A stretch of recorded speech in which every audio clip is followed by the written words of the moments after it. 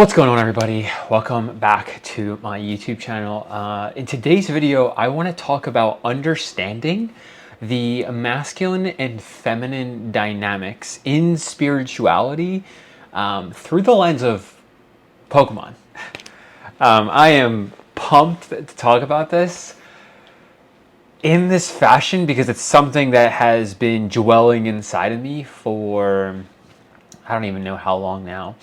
I even have a tattoo that is a really cool piece of symbolism for what we're going to be discussing here. Now, for clarity, I know nothing about the ideas behind the creations of the Pokemon I'm going to be referencing today, so I have no idea if this is what they were going for. I was on a walk out in a nature trail about 2.5 miles from where I'm staying, and this idea has been sitting with me for a while, but while I was out in nature, like no phone, no nothing, it was like a 2 to 3 mile little hike, and the idea just started flowing to me so effortlessly. And for my fellow millennials, and I guess you don't even necessarily have to be a millennial, if you've played Pokemon and you've played like the earlier generations, I mean, if you played Generation 6, it still works. You'll probably still understand the concepts, but if you played like Generation 3 on the Game Boy Advance, Ruby, Sapphire, and Emerald, like we're really going to dive into this concept through those games specifically. So in traditional Chinese medicine, there is this concept of qi. You know, in Hinduism, they call it prana. And the qi, or prana, life force energy, can then be subdivided into yin and yang. And then in Hinduism, or like that more Eastern philosophy, there are the Ida and Pingala nadis. So that's the energy flow of these two different types of prana. So in either one, there's life force energy. And then there's a subdivision of each one that has two different components of the life force energy.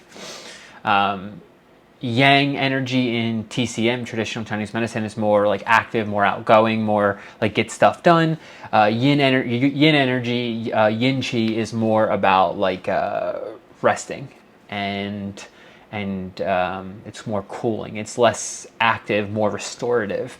And the same would go for the Ida and Pingala nadis and the energy flow that encapsulates them within Eastern philosophy. But my point being, here in the West, we talk more about we have life force energy, and then we have masculine and feminine energy. This is in no way stating that men only have masculine energy and women only have feminine energy. Like I said, life force energy, there are two components to it.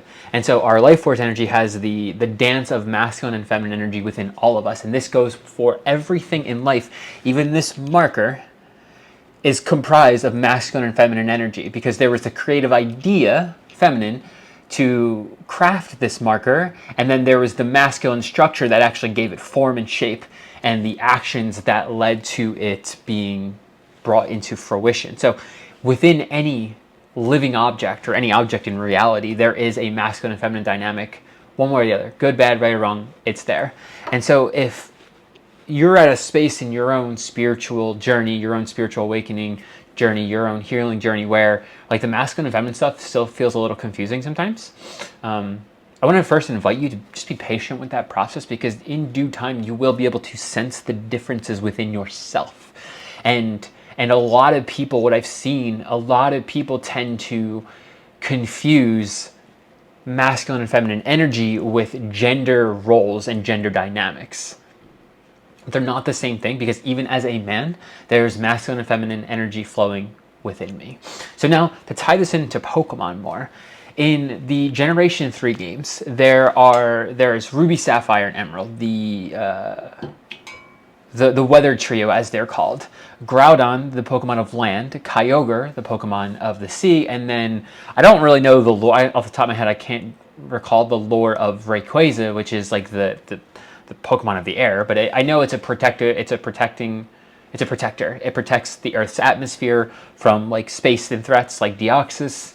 And it also is the harmonizing force between Groudon and Kyogre. And this is why I referenced the Ruby, Sapphire, and Emerald games in the beginning of this video, because in those games, I'm actually pretty sure it's probably just Emerald that you see it. So the Groudon, if someone has played these games recently, please refresh my memory. It's been a little bit.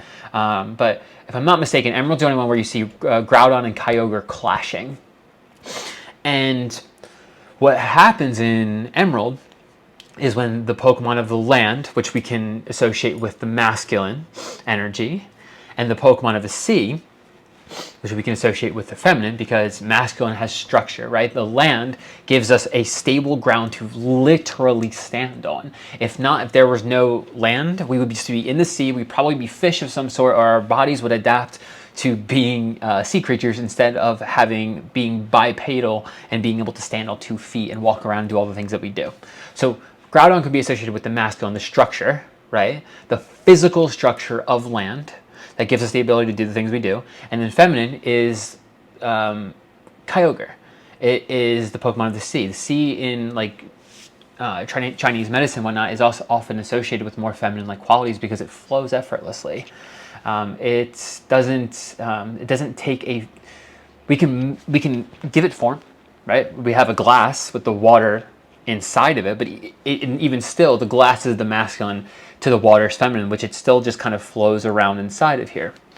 And so, again, in Pokemon Emerald specifically, and I can't recall if in the remake game. So if you play the Generation 6 remake versions of these, I can't recall either if you see those two Pokemon clashing. But in Emerald, you see Groudon and Kyogre clashing and fighting. And the weather is just going crazy because both of these Pokemon, anyone who doesn't know the lore and slash lore played the games, the Pokemon control the weather. So Kyogre controls rain, Groudon controls harsh sunlight. And so the weather's just crazy and whatnot. And then you have to go to what's called Sky Pillar, bring Rayquaza to the, well, you don't actually bring Rayquaza, but you essentially go wake Rayquaza up, and it's like, oh my god, those two Pokemon are fighting. So it goes and it calms them both. And in the games, its ability is to nullify any, weather effects. So we could see Groudon, or Rayquaza as the all that encapsulates those two. So again, life force energy, masculine and feminine. We have Rayquaza, which brings the masculine and feminine together and harmonizes Groudon and Kyogre when things are thrown out of balance. Now, a layer deeper than that is, again, even though Rayquaza may harmonize those two, much like our consciousness harmonizes the masculine and feminine dynamics within each one of us, there is still an all creative essence that underpins it all. So some religions call this God. Some, like in Hindu, they call it Brahman. I'm pretty sure in Hermeticism they call it literally, quote, the all. There's so many different names for it, but there is the all-encompassing life force energy, the God that underpins all of this. So again, like in an individual standpoint, we have God, or whatever you want to call God, and then that underpins and that encapsulates everything.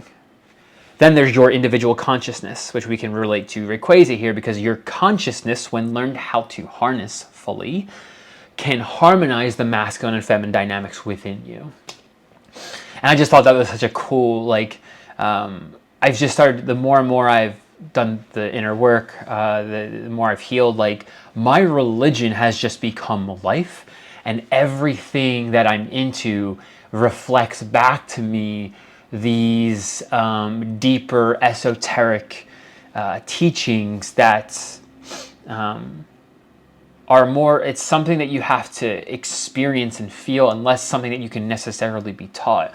We can talk about masculine and feminine dynamics and the concepts all day, and we can say that taking action is masculine and sleeping is feminine, but the truth of the matter is there's masculine and feminine within everything, with every component of life. And I just so here's the I think I might have mentioned the tattoo. I have a Pokemon tattoo. I got this way before I ever was way before I started to dive into healing and spiritual awakening and whatnot. But this tattoo is such a cool, I don't know how to do something.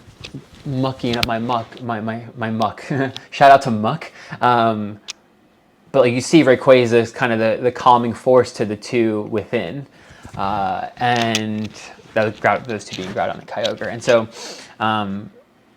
masculine and feminine dynamics are within everything of life. And I'm just taking something that I watched and was into as a kid, have continued to do so, but everything in life has masculine and feminine qualities. Everything. And even when you say that you're a man, it doesn't make you more masculine and less feminine. I mean, you may have more masculine qualities, but you have to learn to harness the feminine essence within you as well.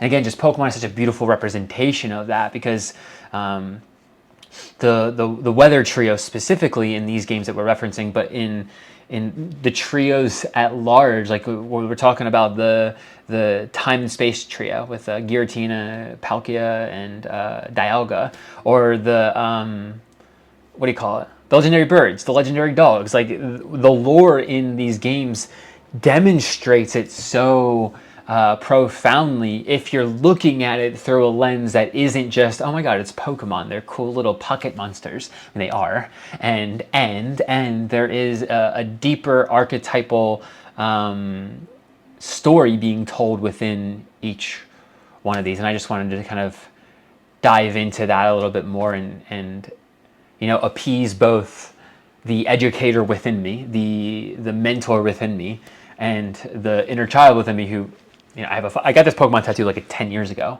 Again, way before this stuff ever happened.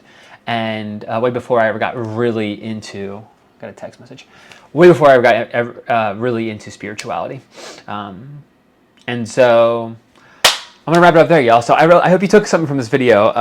If you did, like, comment, subscribe, the YouTube algorithm things. And I'll see you all in the next one. Peace out.